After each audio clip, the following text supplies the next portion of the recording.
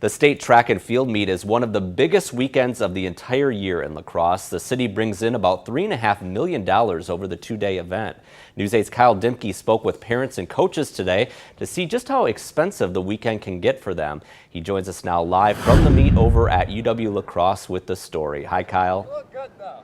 Well, good evening to you, Mike. There are more than 3,000 student athletes competing at this year's state track and field meet, and those athletes, their coaches and parents, they're coming from all over the state of Wisconsin, some from almost 300 miles away.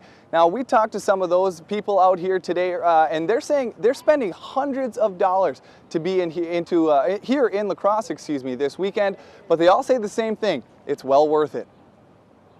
Simply put, there is a lot of money exchanging hands at the state track and field meet. You probably are looking at about $200 to $300 a night to stay. We have 3 athletes down here, 1 boy and 2 girls.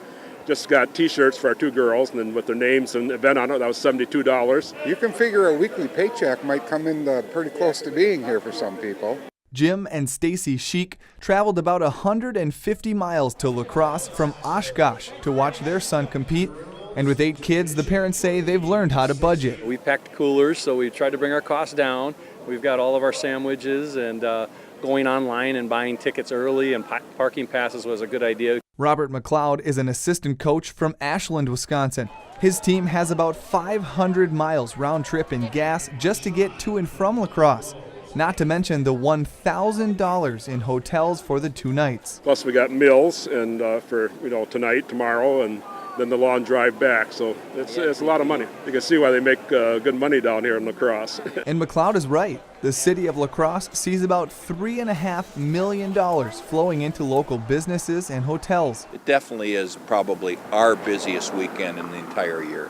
And how could it not be with 25,000 people 6 blocks away from us? At Rudy's Drive-In, owner Gary Rudy says not only does he have to make sure he has enough food on hand, but he also needs to make sure he has enough staff to feed the hungry families. I would say our business, it doesn't double, but it's close to that for at least Friday and Saturday. But even though wallets are a little lighter at the end of the weekend, everyone seems to think the same. It comes to be a little expensive, but it's well worth it. Do well or do not so well, doesn't matter. It's something to watch.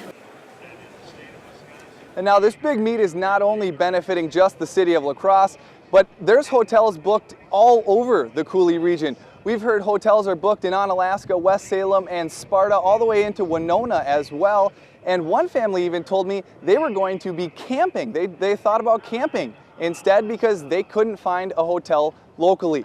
And if you can see the number of people inside this place, you would understand why. From the UWL, Kyle Dimke, News 8.